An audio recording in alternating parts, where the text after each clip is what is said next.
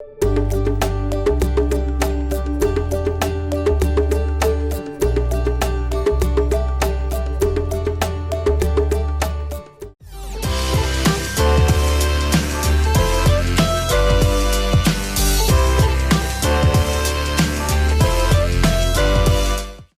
tudo bem? Na aula de hoje a gente vai falar sobre variedades linguísticas, especificamente sobre 3 tipos: o estrangeirismo, o empréstimo e o neologismo. Esses processos na língua portuguesa também são chamados de processos de formação de palavras, de composição de palavras. Mas hoje a gente vai compreender também que eles fazem parte do domínio da variação linguística, porque é um uso variado da língua. Lembre que quando a gente fala em variedades linguísticas, a gente está falando também de outras possibilidades, como por exemplo, as variedades regionais, as variedades sociais, as variedades históricas. Todas essas transformações do ponto de vista linguístico, elas acontecem porque a língua é viva, a língua se transforma o tempo inteiro. Então a gente tem que estar sempre atento para essas transformações, que elas nos ajudam inclusive a ter uma comunicação até mais interessante, porque algumas dessas mudanças e dessas inserções, tais como a inserção da palavra selfie na língua portuguesa. Perceba, você já deve ter tirado uma foto, já deve ter feito uma selfie, e nem sempre a gente repara que essa palavra vem de outro idioma, a gente não tem essa consciência total no momento que a gente está usando, porque a gente já incorporou a palavra. Por exemplo, existe uma palavra em português para substituir selfie, que seria autorretrato. Mas já pensou se alguém pede para você tirar um autorretrato? Ou se você tira o seu autorretrato, vai ficar um tanto estranho, né? Porque a gente já aceitou, já inseriu essa palavra dentro da nossa língua. Então, selfie é um exemplo daquilo que a gente chama de estrangeirismo. O que é isso? É quando alguma palavra é incorporada à língua.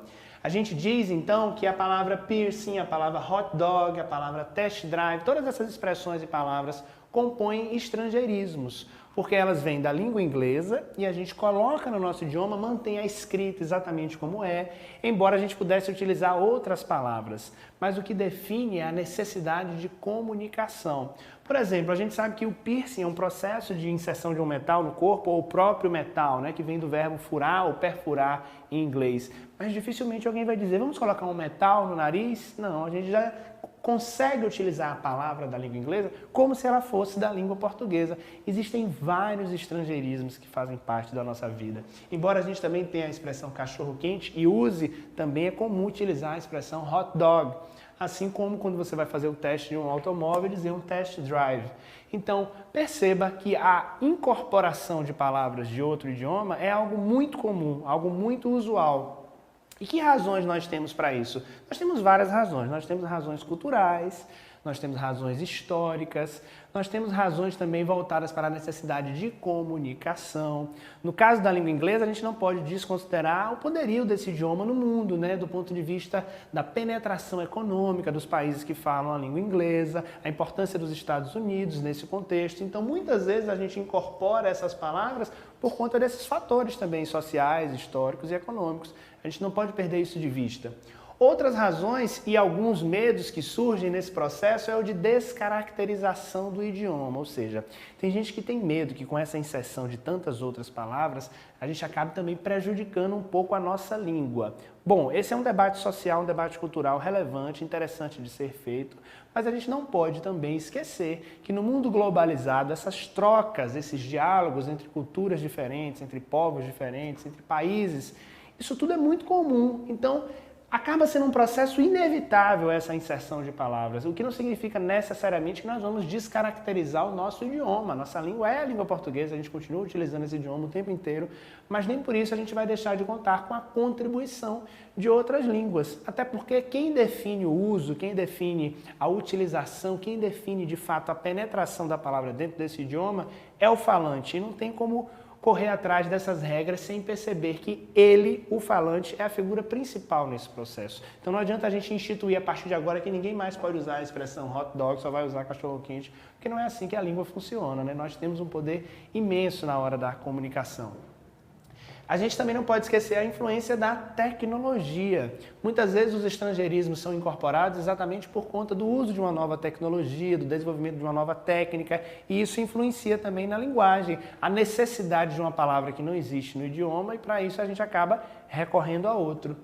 O caso do inglês como língua universal, você já deve ter reparado que em competições esportivas, internacionais, em determinados eventos, em determinadas instruções que a gente encontra em vários lugares, a gente vai encontrar essa informação também em inglês, porque a língua é considerada universal, ela está presente em todos os lugares do mundo, ela unifica de alguma forma a nossa comunicação, ou seja, a gente tem uma necessidade de aprender o inglês. Então, até quando você for aprender a língua inglesa, você vai perceber que algumas palavras você já sabe, elas já fazem parte da nossa vida por conta disso, por conta dessas trocas culturais e também por conta dessa influência, né? Os contextos profissionais também implicam muito na inserção de estrangeirismos na nossa comunicação. Quem trabalha com publicidade, com administração, muitas vezes recebe um briefing, que é um conjunto de orientações, de indicações para a realização de um trabalho. Acaba incorporando essa palavra e usando no dia a dia. Ou seja, é difícil depois dizer, me passe aí, por favor, o conjunto de orientações para o trabalho que eu vou fazer. Não, fica difícil, porque a gente acaba associando isso a uma rotina, a uma propriedade linguística comum do dia a dia. Quando isso acontece, é bom a gente ter cuidado também com os excessos, né? Algumas pessoas acabam aprendendo palavras em outras línguas e começam a utilizá-las o tempo inteiro, em todos os contextos. Também não é assim, a gente não está estudando aqui um bilinguismo, usar as duas línguas ao mesmo tempo, falar as duas línguas. Não, ninguém vai fazer isso, até porque a prioridade é a comunicação. Então é sempre bom usar com parcimônia, com cuidado, exatamente quando a gente não tiver uma palavra que funcione no idioma, ou mesmo que a gente tenha essa palavra, que não seja tão comum utilizar. Porque também seria estranho dizer vamos ao centro de lojas ou ao centro comercial, quando na verdade quase todo mundo ou todo mundo fala shopping center ou simplesmente shopping. Bom, outra questão que influencia muito o uso de estrangeirismos são os jogos. Algumas pessoas aprendem palavras na língua estrangeira exatamente por conta dos jogos, como por exemplo a palavra play, a expressão game over, são expressões que vão ser incorporadas pelos jogadores. Quando eles percebem, quando eles vão estudar outro idioma, quando eles vão estudar o inglês, eles dizem, nossa, algumas expressões eu até já sabia o que significava antes mesmo de aprender o idioma. Isso é interessante, esse processo de troca e de diálogo cultural. Uma variação do estrangeirismo é o empréstimo.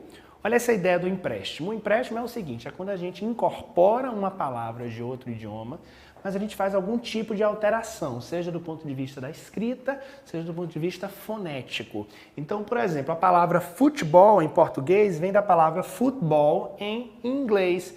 Houve uma variação na escrita, então não é somente um estrangeirismo. Esse processo de formação de palavras, de variação linguística, a gente já chama também de empréstimo, porque houve uma alteração. Palavras da língua inglesa, né? Aqui eu tenho a palavra bife, a palavra sutiã, abajur, que a gente de alguma forma aportuguesou, ou seja, modificou a grafia, em alguns casos a gente modifica um pouco a pronúncia também para adaptar a nossa necessidade. Então a distinção básica entre o estrangeirismo e entre o empréstimo é esse processo de alteração, ok? Na palavra, do ponto de vista gráfico ou sonoro. Bem interessante a gente perceber que a ideia principal permanece, mas a gente faz uma adaptação até para o nosso sistema linguístico. Bom, além do estrangeirismo e do empréstimo, existe o neologismo. O neologismo é um processo também de criatividade, sabe por quê? Porque é a nossa capacidade de criar novas palavras, novos significados, brincar um pouco com o vocabulário que a gente tem na língua. Isso acontece ou por uma necessidade artística ou por uma necessidade de comunicação também, porque os neologismos não são exclusivos do circuito literário, dos textos literários. Não, a gente pode criar palavras muitas vezes também por conta da comunicação cotidiana. Vamos perceber algumas características dos neologismos.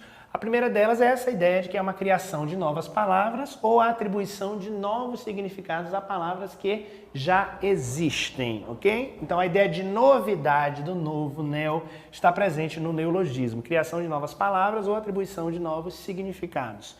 Os jovens têm uma influência muito forte na criação de neologismos, porque os jovens gostam de criar palavras, expressões, usar algumas gírias. Perceba que o verbo causar, por exemplo, hoje em dia já é usado num contexto de chamar a atenção, né? Alguém está causando, alguém está fazendo algo diferente, que é uma nova atribuição do verbo causar. Ou o verbo ficar, que há algum tempo já é utilizado como sinônimo de algum tipo de relacionamento entre pessoas. Então, analise, perceba que essas construções também são muito típicas da linguagem dos jovens, por uma questão de necessidade de adaptação à rotina deles, à linguagem, à rapidez com que tudo acontece nesses intervalos entre as gerações. A tecnologia também influencia a criação de neologismos. Perceba que os verbos clicar, deletar surgem decorrentes de uma necessidade de um contexto tecnológico, especialmente por conta da penetração e da influência da internet.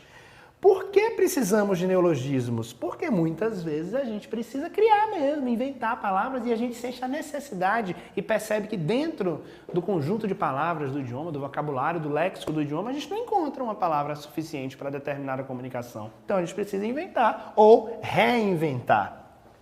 As inovações respondem às mudanças históricas e temporais. Então, muitas vezes a gente vai perceber que determinados neologismos são comuns a uma geração, são comuns a uma época e depois eles vão sendo transformados. Isso é interessante, isso mais uma vez mostra a dinamicidade da língua. Entre alguns tipos de neologismo que a gente encontra, a gente tem um neologismo de tipo lexical, que é quando a gente de fato cria uma palavra nova no idioma, vamos escanear o documento. Hoje escanear já está incorporado ao português, mas vem da ideia de scanner, de copiar algo. Então a gente acabou inventando, criando esse verbo por uma necessidade comunicativa.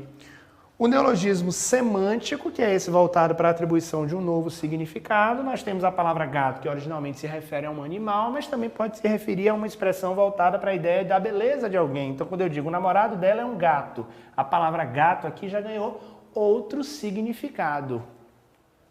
Há o neologismo sintático, que é quando eu rearranjo, eu recombino os termos da minha oração e essa combinação gera uma outra significação. Por exemplo, a expressão fazer a festa. Eu posso dizer que eu vou fazer uma festa, ou seja, eu vou organizar um evento, isso é fazer a festa. Mas nesse exemplo aqui, olha, os meus filhos vão fazer a festa quando me encontrarem novamente. Aí a gente sabe que nesse caso não é literalmente fazer uma festa, é ficar feliz, ficar alegre, ficar contente. Então é uma atribuição de um rearranjo de palavras com um novo significado. A gente chama esse de neologismo sintático. Há também o neologismo literário. Esse é típico de alguns escritores que gostam de inventar mesmo, ou seja, além de criarem histórias, além de criarem textos literários, eles gostam de inventar palavras.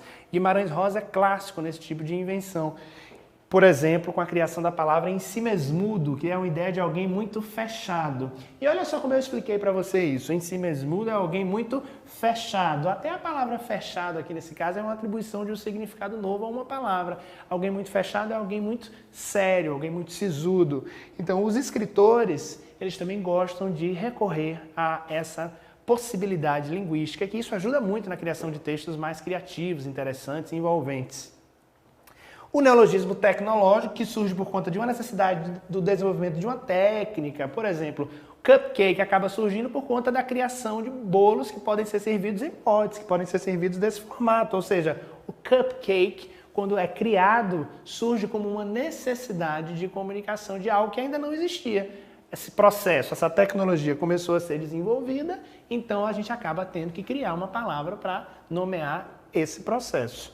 Há também um neologismo de caráter popular, que surge mais no contexto coloquial, informal, que é quando a gente coloca alguma palavra numa nova forma, num novo formato. Ou seja, aqui eu tenho, hoje é meu níver. Níver aqui é a abreviação de aniversário, mas é uma abreviação um tanto coloquial, um tanto informal, inventada, porque ela foi criada não necessariamente igual como a gente cria uma abreviação ou uma abreviatura.